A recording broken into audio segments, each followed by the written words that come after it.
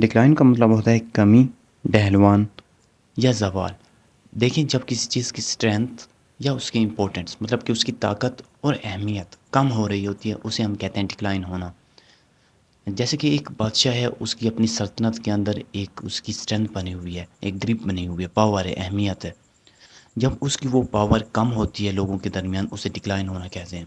या फिर कोई एक कंपनी, जैसे आईफ़ोन की एग्जांपल ले लेते हैं, तो आईफ़ोन जो है लोगों के अंदर उसकी अच्छी खासी इमेज है।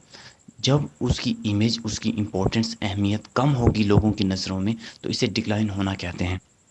एग्जांपल देख लें, his progress decline 5% in this year. इस साल में उसकी तरक्की में 5% कमी आई है।